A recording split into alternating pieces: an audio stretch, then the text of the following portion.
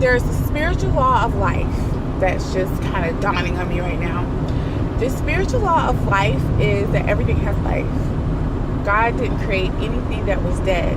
Even when we die, we're not really dead. It's just that we're shedding from this world, shedding these flesh suits, and we're going to another world that we can't really even comprehend from this point of view right now. Energy is not destroyed. You can't destroy energy. So it's just going to move from one place to the next. It's just going to ascend or descend, depending on what's going on. So the law of life is that everything has life, that we're created from a being of life. And so when you see people hugging trees, which I do hug trees, I love trees. Trees have life. They do. They grow, they wither away, and they shed their skin and their energy. Who knows where they go? Which kind of reminds me, God was talking to me about trees as I was walking, which I love nature. He was talking to me about, although I hate camping, just FYI, but I love nature. He was talking to me about the trees, and he was saying that how we are so similar to the trees, that how we shouldn't, he started me at the foundation. And the reason I think he started me there was because I was going through a time where someone was trying to get me to move from one church to go to another church, and I was very split about it, and I didn't know what to do. And I was walking, and as I was walking, God was like, look at those trees. And he said, you see those trees that have those big barks at the bottom, how strong they are when they grow up? He was like, that's because they were not split at their foundation.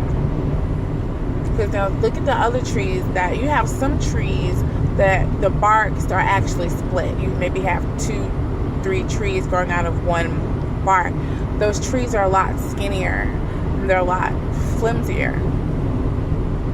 So what he was telling me is, anytime something is splitting you at your foundation, it's not from me. Because I would never split you at your foundation. I need you to be as strong as you can be. And that just goes back to the whole spiritual law of life. The reason that he could compare us to the trees is because the trees are life. They're not these inanimate objects. Sometimes because we can't open its mouth because it doesn't have a mouth doesn't mean it's not talking to you. Doesn't mean that it does not have a purpose for you. I think rocks, crystals, they have an energy because they're alive. And I know a lot of people don't believe in, crystals and things like that. I do. Like, I wear rose quartz pretty much all the time because rose quartz vibrates at a vibration of love. And I want to be in love with the world. I want to be, in love with myself.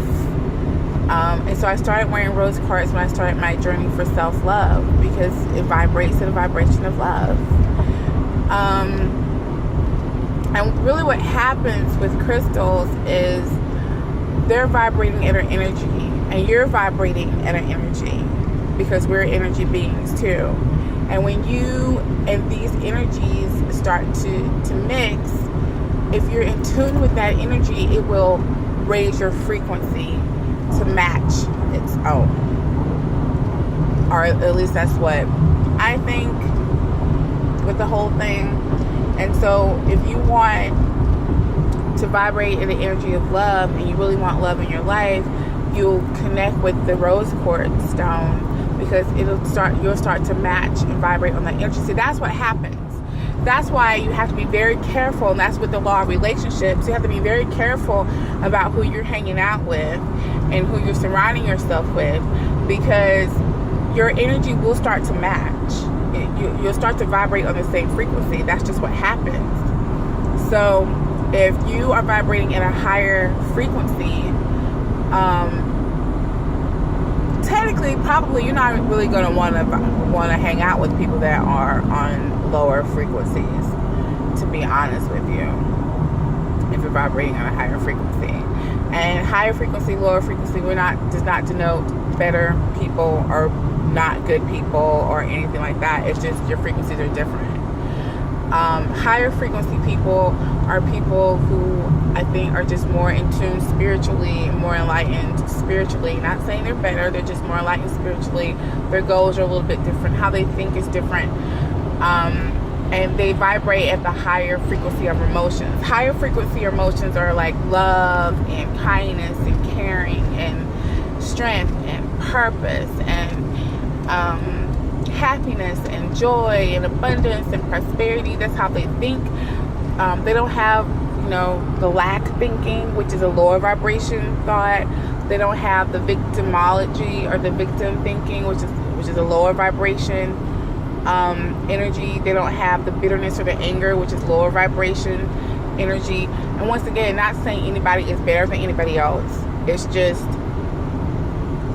you're at different frequencies.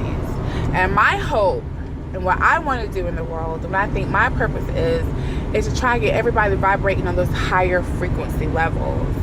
But it takes a willingness to learn. So there's also the spiritual law of open-mindedness. And you have to be open-minded. It's really the spirit of the law of being poor in spirit. Because being poor in spirit is a complete detachment of all those ideologies and beliefs and this and that and the third. Now, of course, I believe God is God and I believe Jesus is Jesus. But my mind are open to always learning new things about them and who they are and what they want us to do. I have no preconceived notions, because when you walk around with preconceived notions, you limit yourself. So if you have the preconceived notion that metaphysics and crystals and energy and chakras and all that stuff is sacrilegious and not of God, then you'll never learn those things. You've closed those things out to you. It's the closed-mindedness. And you do have to be open to receive. It is. And so I guess it is the law of being open. You have to be open-minded, open-hearted, open-spirited in order to receive. And you have to be detached from any preconceived notions that you think you know. Everything there is to know about God. Nobody can say anything different. You have to get to the root of why you believe what you believe. Because where in the Bible does it say that chakras are sacrilegious, or that crystals are sorcery, or that, so I think a lot of the preconceived notions that we have about certain things is just because of what we've heard from other people. So sometimes we have to really go deep into ourselves, pray, talk to God. And only God can really tell you. I know what God has told me. I know what God has shown me. I know what God has put into my DNA. I know where God has taken me.